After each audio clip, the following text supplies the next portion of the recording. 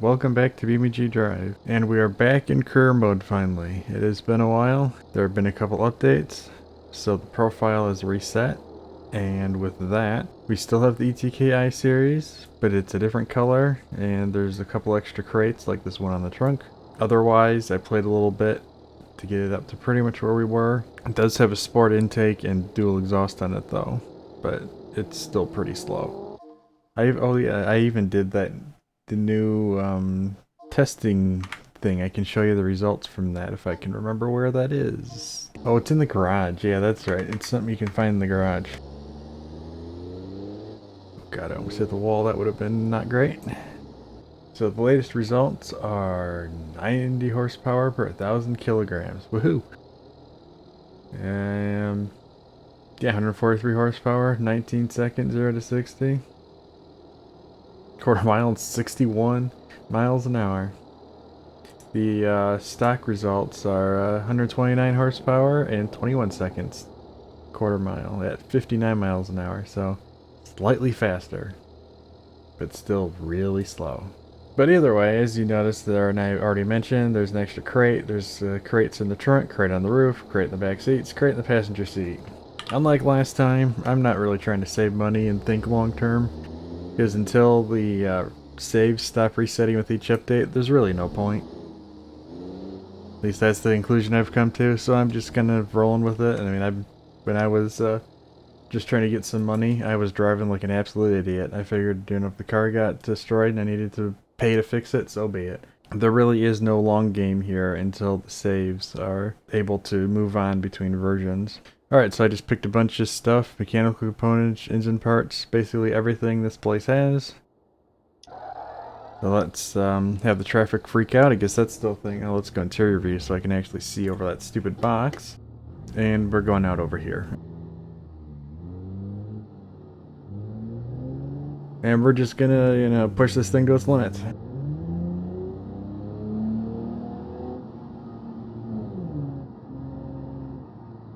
And if you saw my... Okay, that's... Oh, because we're delivering here. That threw me. I don't think I've delivered here before.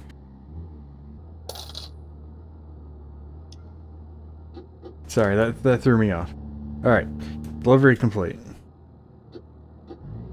So if you saw the description of my last video, I did mention I was doing a Windows reinstall, which is completed. And for better or worse, that's what I'm using, and I will absolutely get into that. So I'm just going to warn you now, there's going to be some ranting. I'm going to try to keep that to the bare minimum. But my distaste for Windows has only grown, so I do apologize for that. Totally different note, I just realized my frame rate's kinda not ideal. It's only 50, and usually I get 60 in career.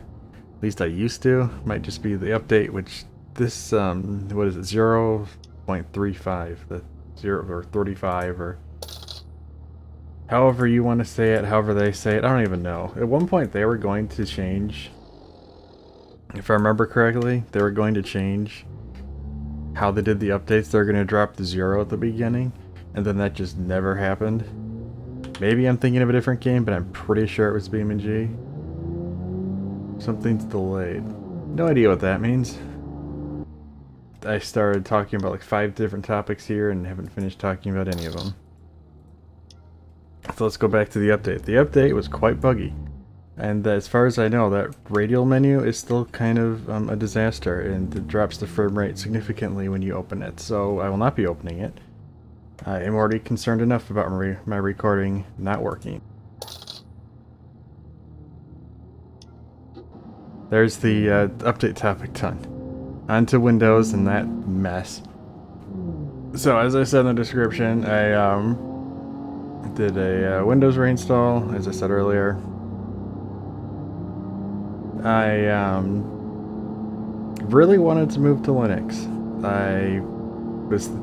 My plan was Linux Mint. There was a Debian version. I think that's the 9 Ubuntu one, right? I think so. And I do have that, the Linux Mint Debian, I think, or that feels wrong. Either way, it's installed on an old laptop. I wanted to play with it. And I will say, a lot of the stuff I expected to have issues with, I didn't. Linux has gotten a lot better even just in the last couple of years. You are going way too slow. Not that I can go all that fast either. So, really want to do Linux, but there's just a few things that I could not find an alternative for. Not to mention, there were a couple things when I was setting it up on that laptop that just were more difficult than they should have been. If I'm like sitting down to record or something, I don't have all day. And if I have to, you know, rearrange the operating system just to record because Linux, I just don't have time for that, is really what it is. So that was part, and the main reason I didn't move to Linux was because stuff that I need just doesn't work. And I tried. I tried looking for solutions. I even found solutions for a few things that I thought I wasn't going to, but it just wasn't gonna work. And ooh, that was really close. And as you'll see later, you'll see why I really wish I could have made that work. But yeah, so no Linux, still Windows 11, same computer. I do have a new headset though, sitting next to me. Haven't set it up yet, but I do have it. But yeah, same computer. It's a 3080, 32 gigabytes of RAM, and a 50 or AMD 5900X or something like that.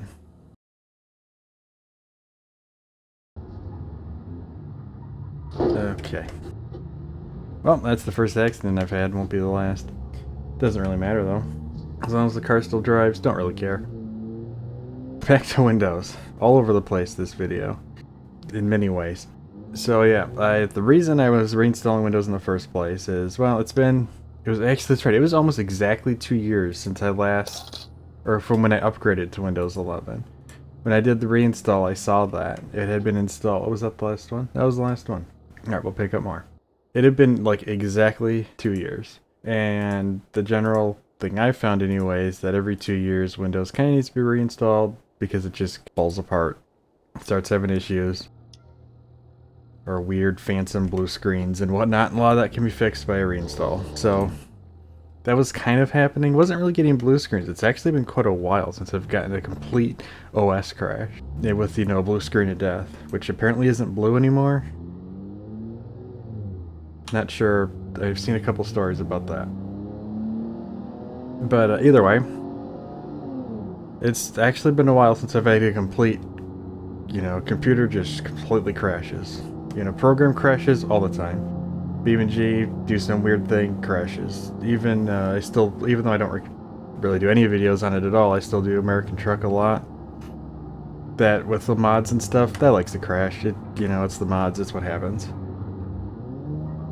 That wasn't really the issue. The issue was more when I played well, the biggest one was when I played games that would use the Vulkan engine, such as BeamNG.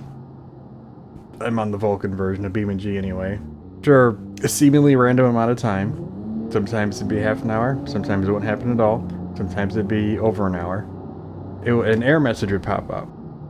And if I just completely ignored it, did not touch it at all, didn't click on it, didn't bring it to the foreground, just ignored it, everything would continue on and could continue on for hours. I just destroyed the fog light, I'm pretty sure. But if I even brought it to the foreground, everything would crash, and whatever programs, usually a game, using the Vulkan engine would just completely crash out, and lots of fun. But if I ignored it, it'd be fine. That was weird, but I mean, I could live with it, but it was also mildly concerning because occasionally I'd be tabbing through Windows because I always have multiple things open, unfortunately. And if I accidentally brought it to the foreground, everything would crash. So that was fun. You know, I just realized that pickup, I've never seen a dually pickup in that stock blue before. So yeah, that was the big one. And there was some other just minor weird window things like, oh, no, that wasn't me. That was, yeah, my dad's desk. whoops. This is my dad's desktop that when playing a full screen anything, doesn't have to be a game, hitting the Windows key makes the start menu and the taskbar flicker. No clue why. Didn't have that problem. And still don't. Oh, I haven't been on this road since the update. In case you haven't noticed, there's a lot of new tunnels and stuff around here with the new update. They redid this track area. There's a car. So yeah, main reason was those errors. Then there's just some other minor Windows issues. There was some stuff that, there was, you know, extra files all over the place that, from uninstalled programs and stuff too, and whatnot, you know, just general stuff that builds up and eventually gets to the point where there's enough tiny issues that it's bothersome and worth doing something about. So, Windows reinstall. End up doing it twice. Yeah, and I'll be honest, if it wasn't for the fact that I like doing these videos, I probably wouldn't have done it the second time. I was not happy about the situation.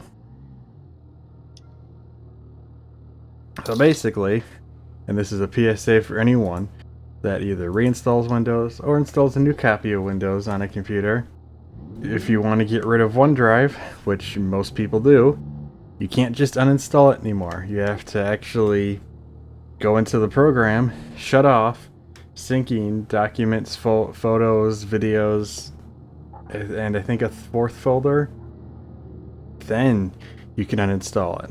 Because if you don't, if you just uninstall it without shutting off that syncing thing, it won't sync anything. But all the folders in the directory for them or the address, whatever you want to call it, will have a OneDrive prefix.